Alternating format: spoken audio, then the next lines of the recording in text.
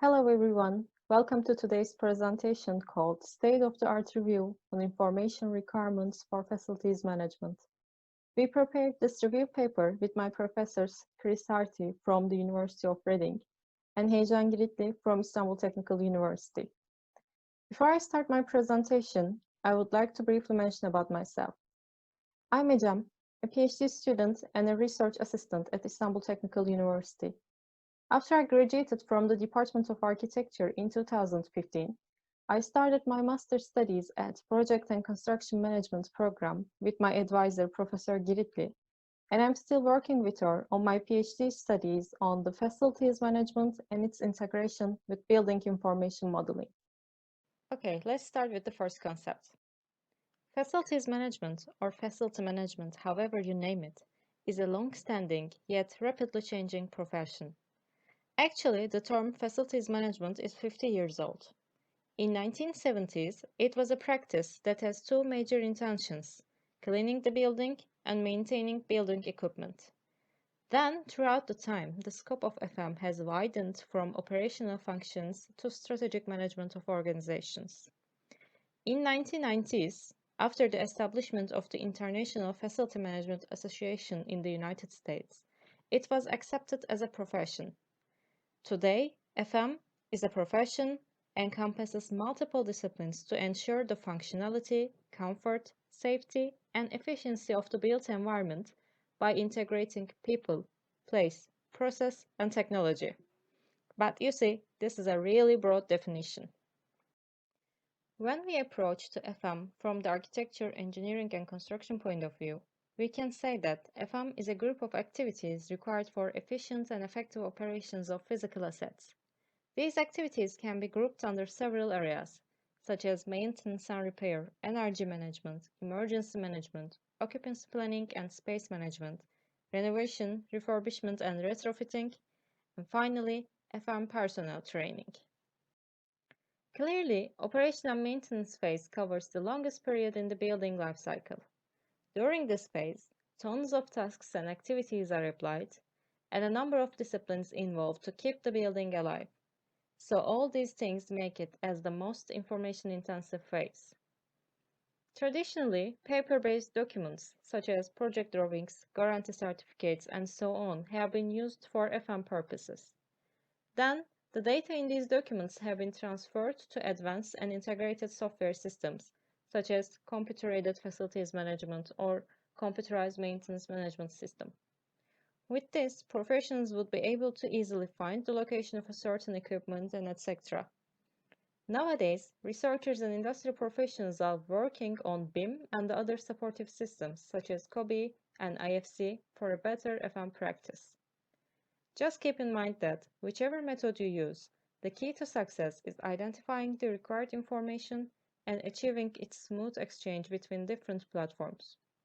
For this reason, researchers all over the world are working on this topic, and the number of publications, and therefore the knowledge, are gradually increasing. So our purpose is to holistically and systematically analyze the existing knowledge on this information management issue. With this state-of-the-art study, we would like to understand what are the required information for FM tasks and what are the main challenges hindering the data exchange process. Here, we are looking at the workflow that shows the method we followed. Clearly, the first step is defining the scope of the state-of-the-art. Then, we identified two scientific databases, identified a bunch of keywords with their alternative spellings, and identified the publication types. Initially, we have 135 publications based on this search criteria. As we searched for two different databases, some of the publications appeared twice. Also, despite we selected the most relevant keywords, some of the publications may be irrelevant. Therefore, we carefully read the title, abstract, and keyword of each paper and decide to include or exclude it for further analysis. Eventually, we selected 44 publications, including 28 journal articles, 15 conference papers, and one book chapter, published from the late 1990s to the first quarter of 2020. In addition to these publications, We include 6 reports prepared by international facilities management associations to identify the sector needs and propose future research agenda. If we exclude the 2 conference papers published in 1997 and 1999, we can say that the early studies in this field were started after 2010. In short, this is an emerging area. When we categorize these 44 publications regarding their focus, we can see that the majority of them focused on data or information identification, and only a small portion of them focused on data exchange process. Here we see how these publications are categorized regarding their focus and applied method. This graphic basically says that most of the publications use more than one method. For information requirements field, the general tendency is reviewing the literature or best practice documents and making interviews or observing the real process. However, for data exchange field, the literature review has been supported by interviews or questionnaire surveys. When we evaluate these publications based on their outcomes, we see most of them proposing a framework or a software application that helps both identification and exchange of the information. To validate the outcomes, they also use expert interviews or case studies. Now let's take a deeper look at each issue. As we mentioned previously, identifying, retrieving, and processing relevant data for efficient FM practices has been one of the main issues. Since FM has a multidisciplinary nature, each discipline included in an FM team uses a different software application.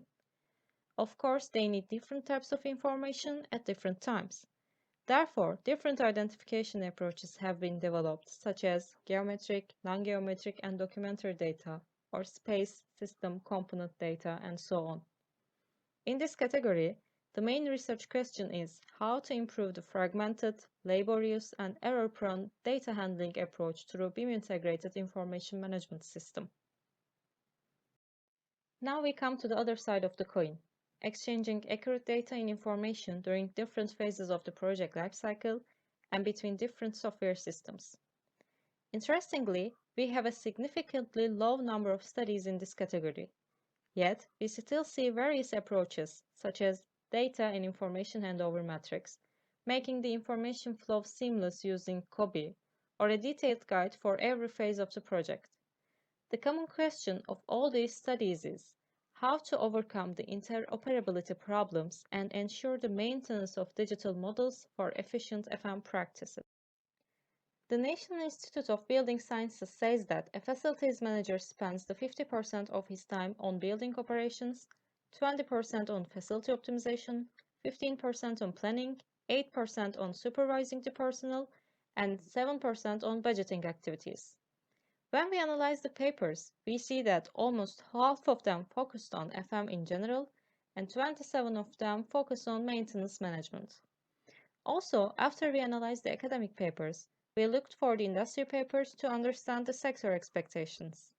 They all point out that it is irrational to expect a facilities manager to be an expert in everything, in technology, in technical knowledge, in strategic management, and so on.